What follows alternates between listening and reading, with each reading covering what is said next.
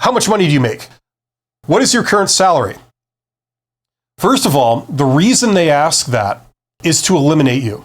Okay, that's why they ask that question.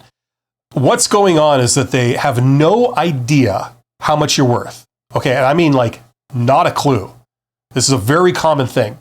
It's extremely hard to assess somebody's value. It's even harder when you've like just met them and you don't really know them, right? Which is the situation that recruiters and hiring managers are in, okay? So the reason they ask that question is because they're going to assess your value by the value of your current or previous salary. Like if you're currently working, they ask you how much you're making now. If you're between jobs, they ask you how much money did you make in your last job, okay? And whatever number you say, they're going to make some assumptions. Number one, that's how much you're worth. They're going to assume that, whether or not it's true. And they're also going to assume that you will not take anything equal or less than that, no matter what the circumstances. So sometimes those are valid assumptions. Other times they're completely out to lunch. It's completely incorrect. So it's a very dangerous question to ask. I mean, they can ask it, but it's a very dangerous question for you to answer, okay?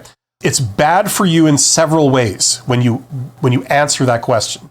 The way I recommend people answer the question is they say, I'm sorry, but I have a personal policy of not disclosing my compensation because there are issues of confidentiality and privacy, and I'm sure you understand. That's not something I disclose, right?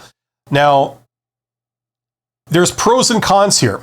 You're not being very forthcoming. You're sort of like saying, no, I refuse to answer. You're saying it in a very polite way, but you're basically saying, I refuse to answer that question.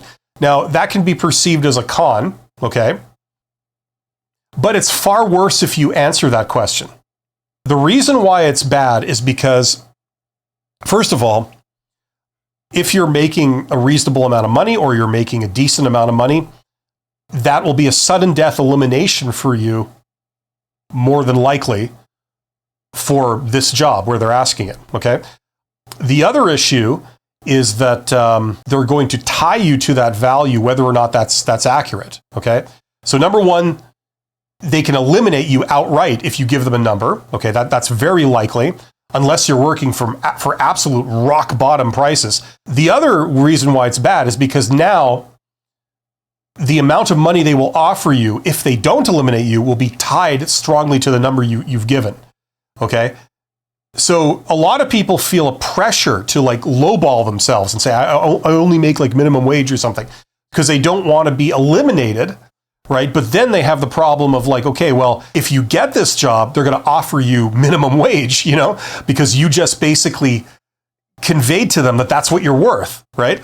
So it's a damned if you do, and a damned if you don't type situation. It's better if you're damned if you don't, okay? Because if they're going to eliminate you outright for making a reasonable amount of money, that's a red flag for the employer. And, it would probably is not going to work out anyway. So I recommend you don't answer the question, and instead you respond the way I recommended. You give them a very polite no. I'm sorry, I have a personal policy of not disclosing that. There are privacy issues, confidentiality issues. I'm sure you understand.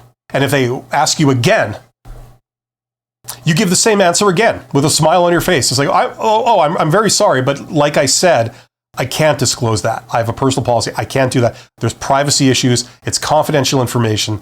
I don't disclose that publicly. I'm sorry. There you go.